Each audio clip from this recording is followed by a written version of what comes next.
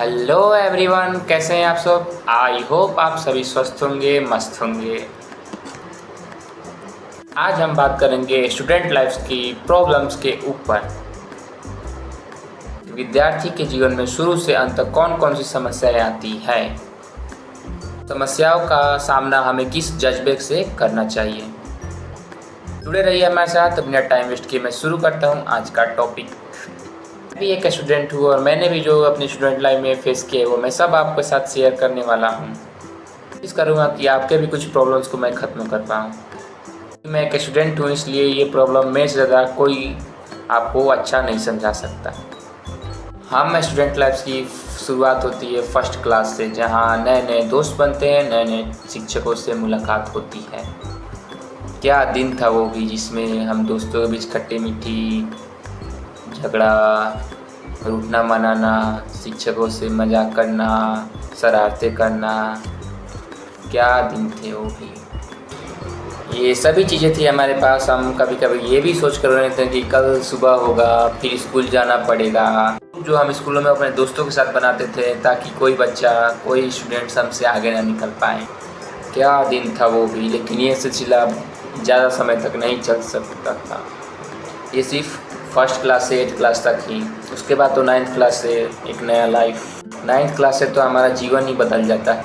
यूँ कहें तो जो लोग हमें इस जीवन को जीना सिखाए थे वो अजनबी हो जाते हैं, क्योंकि रास्ते और टीचर्स तो बदलते रहते हैं लेकिन दोस्त नहीं बदलता। लेकिन एक समय ऐसा भी आता है जब दोस्त भी बदल जाते हैं, और ऐसे बदलते हैं जैसे कि 9th क्लास से पहले हमें कभी देखा ही नहीं हो। इसलिए कहानी यहीं से शुरू होती है और स्टूडेंट लाइफ की मस्त प्रॉब्लम्स भी शुरू होती है, जैसे कि नए दोस्तों का मिलना, उनसे बिना बात पर अनबन होना, परिवार का रिस्पॉन्सिबिलिटी, पड़ोसियों के ताने, पड़ोसियों का जजमेंट, बोर्ड का टेंशन, टफ सिलेबस का भी स्ट्रेस होता है। लाइफ में बहुत सारे डिस्ट्रैक्शन भी होते हैं। बोर्ड में अच्छा नंबर नहीं आया तो लोग क्या कहेंगे, इसका भी टेंशन। घर वाले क्या कहेंगे, इसका भी टेंशन। 10th बाद क्या करना है, इसका भी टेंशन। ऐसे बहुत सारे प्रॉब्लम्स और टेंशन हैं।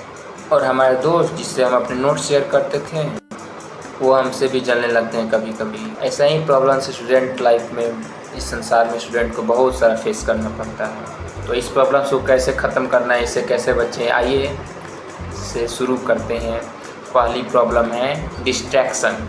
बहुत सारे स्टूडेंट का ये सवाल होता है कि हम पढ़ने बैठते हैं, पढ़ने में मन रहता है, ध्यान कहीं और चला जाता है। बुक खोल कर बैठे तो हैं, माइंड कहीं और चलता है। हम पढ़ाई के अलावा बाकी सब बातें याद करते हैं। कभी दोस्तों के बारे में सोचने लगते हैं तो कभी फ़ोन में मैसेज आता है उसको चेक करने लगते हैं, और चेक करते समय सोचता हूँ मैसेज ही तो है, चेक कर लेता हूँ। 24 घंटे में तो उतना सारा समय कभी भी पढ़ लूँगा। और बहुत सारे स्टूडेंट होते हैं कि अब इस प्रॉब्लम से छुटकारा पाने के लिए अपने फ़ोन को स्विच ऑफ कर देते हैं। लेकिन फ़ोन को स्विच ऑफ करने से डिस्ट्रैक्शन दूर नहीं होगा, क्योंकि फ़ोन ही हमारा डिस्ट्रैक्शन नहीं है। और बहुत सारे ऐसे चीज़ें जिससे माइंड हमारा डिस्ट्रैक्ट होता है। फ़ोन के अलावा भी उस समय हमारे माइंड में बहुत सारी बातें चल रही होती हैं। अगर वाकई आप अपने माइंड के डिस्ट्रैक्शन को दूर करना चाहते हैं तो अपने दिल की नहीं, अपने मन की नहीं, दिमाग को सुनो। हमें तो उस वक्त भी पता होता है जब हम फ़ोन चला रहे होते हैं पढ़ाई के समय, कि पढ़ाई हमारे लिए कितना इम्पोर्टेंट है, पर पढ़ाई करते नहीं हैं। और इसके लिए हमारे पास बहुत सारे बहाने होते हैं पढ़ाई से छुटकारा पाने के लिए। जैसे कि दिन भर पढ़ता ही तो थोड़ा सा फ़ोन चलाने से क्या हो जाएगा। ऐसे ही बहुत सारे बहाने हैं। क्यों कभी सोचा है आप तुम किसको धोखा दे रहे हो पढ़ाई ना करके? अपने माँ बाप को, खुद को, या अपने दुश्मनों को? इसमें धोखा तुम खुद को दे रहे हो, दूसरों को नहीं। क्यों धोखा दे रहे हो तुम खुद अपने आप को? क्या प्रॉफिट होगा इससे? इस बहाने का जवाब दे सकते हो मुझे तुम? मैं बताता हूँ तुमको इससे क्या मिलेगा। इससे तुमको पढ़ना नहीं पड़ेगा, माँ बाप का डांट भी मिलेगा, पड़ोसियों के ताने भी मिलेंगे, और तुमको बर्बाद होते देख लोगों को खुश रहेंगे। किसी के नहीं रह जाओगे, ना घर के ना घाट के। क्यों ऐसे क्या देख रहे हो? क्या सोच रहे हो तुम? क्या सोच रहे हो? मैं गलत बोल रहा हूँ? ऐसा ही बोल रहा हूँ। तब तुमको पता है कि क्या गलत है क्या बुरा है, तो बहाने क्यों बना रहे हो? इंसान का डिस्ट्रैक्शन खुद इंसान होता है, उसका मन होता है। मन को काबू में करो। इंसान का डिस्ट्रैक्शन कभी फ़ोन नहीं होता है।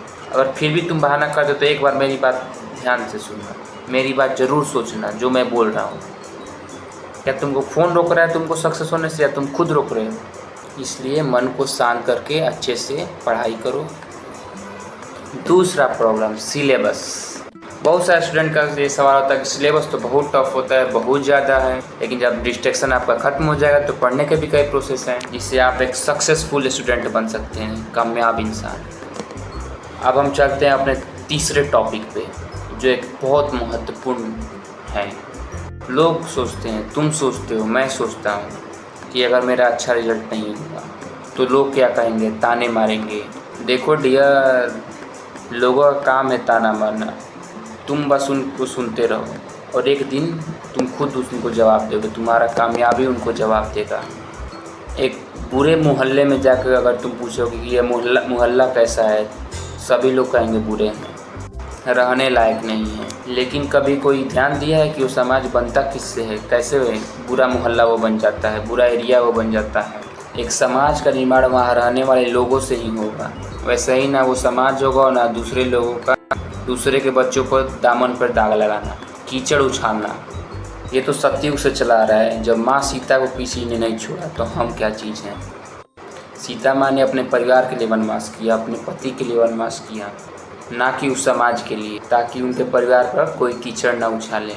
तुम भी इस गंदे समाज पर ध्यान मत दो, तुम भी सब चीज़ अनदेखा करके अपने सिर्फ पढ़ाई पर, अपने गोल पर ध्यान दो।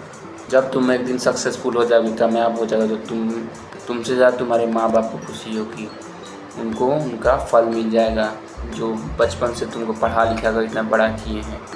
और फेल होना बुरी बात नहीं है, फेल होने से ही तुम सीखते हो कि क्या मैंने गलत किया और कैसे इसको सुधार सकता हूँ, और तुम अगली बार ज़रूर फर्स्ट आ सकते हो। अब हम चलते हैं नेक्स्ट और आखिरी टॉपिक पर, जो कि है पढ़ाई का सही तरीका क्या है। मन कैसे एकाग्र करें, कैसे अपने पढ़ाई पर पूरा समय दे सकें, फालतू चीज़ों से बचें। तो मेरा मानना है 8 घंटे कम से कम पढ़ाई, 6 घंटे नींद, 4 घंटे इत्यादि, और 2 घंटे मनोरंजन, 2 घंटे फैमिली, और सुबह जल्द उठना, रात को जल्द सोना, मोबाइल का ज़्यादा यूज़ नहीं करना, बुरे संगत से बचना, सुबह एक्सरसाइज या व्यायाम करना। और ये एक दिन में नहीं होता, इसको लगातार प्रैक्टिस करना पड़ता है, तब जाके आप अपनी आदत में ढाल सकते हैं इसे और एक सक्सेसफुल इंसान बन सकते हैं। तो धन्यवाद, मैं आपसे आज विदा लेना चाहता हूं, और आप बताइए आपको मेरा बात कैसा लगा। कुछ गलत बोला तो कमेंट करिए और बताइए कि आपको अब अगले वीडियो में क्या देखना चाहेंगे। वैसे तो मैं एक बिहार के प्रॉब्लम्स पर वीडियो बनाना चाहता हूं, अगर आप सहमत हैं तो कमेंट करें। मैं जल्द मिलता हूं आपसे।